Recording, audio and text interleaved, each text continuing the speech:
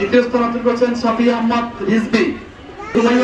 এদিকে তাকাও বাবা, এদিকে তাকাও, এদিকে তাকাও, এদিকে তাকাও। থ্যাংক ইউ,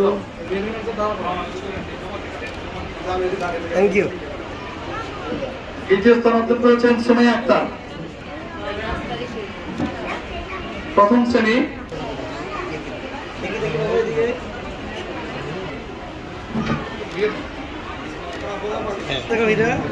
তারপর প্রস্তুত থাকবে দ্বিতীয় শ্রেণী এদিকে তাকাও, আমিয়া তাসনিম, এদিকে তাকাও সাহেব, সাহেব এদিকে তাকাও। Thank you. তারপরে যাও আসিয়া আক্তার, হাবিবা আক্তার, এদিকে তাকাও।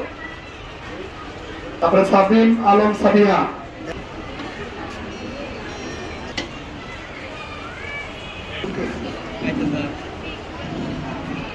আক্তার আইন আক্তার আসমা,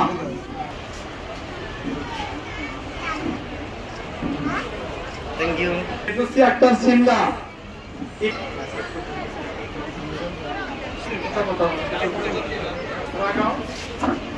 এদিকে তাকাও, এদিকে তাকাও।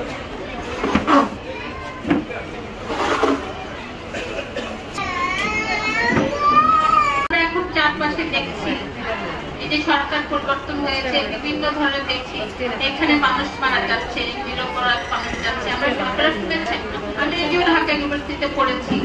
ঢাকা ইউনিভার্সিটিতে আপনারা জানেন কিনা জানি না, একটা পাগলকে পিটিয়ে মারা হয়েছে। তার মানে কি দেখেন, তাকে মারার আগে কিন্তু তাকে ভাতও খাইয়েছে।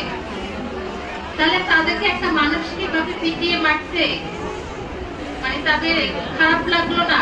তার মানে কি বুঝে যাচ্ছে? তারা তো এই দেশের সর্বোচ্চ বিদ্যাপীঠ যেটা ঢাকা বিশ্ববিদ্যালয়, সেখানেই তো পড়ছে, কিন্তু তারা কি নৈতিক ভাবে ভালো মানুষ তারা হতে পারেনি। তাহলে এই দায়ভার কি তাদের ফ্যামিলির উপরে যায় না? তাহলে কি মানুষ করবে না যে এই যে মেরেছে বা যারা মেরেছে তাদেরকে তাদের মা ভালো শিক্ষা দেয়নি বা তাদের স্কুল কর্তৃক আয়োজিত আজকের অভিভাবক এবং মা প্রধান অতিথির আসন অলঙ্কৃত করেছেন হ্যামচর উপজেলার শ্রদ্ধাভাজন উপজেলা নির্বাহী অফিসার জনাব উম্মে সালমান আজমিন তৃষা স্যার। উপস্থিত আছেন আমাদের উপজেলা মাধ্যমিক অফিসের একাডেমিক সুপারভাইজার জনাব মোহাম্মদ আহসানুল হক।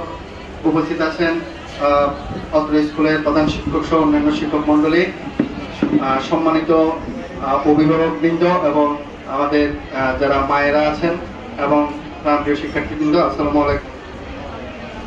আসলে আজকের এই যে আয়োজনটি, এটা হ্যামচর উপজেলায় আসার পর আমরা এখানে প্রথম এরকম একটা আয়োজন উপস্থিত হয়েছি, বা আমার মনে হয়েছে যে এইরকম একটা আয়োজন আসলে প্রত্যেকটা স্কুলেরই থাকা দরকার আছে। প্রত্যেকটা স্কুলে এই ধরনের একটা আয়োজন হলে যেটা হয় সেটা হচ্ছে যে আমাদের শিক্ষার্থীদের সাথে আমাদের অভিভাবকবৃন্দের এবং একই সাথে অভিভাবক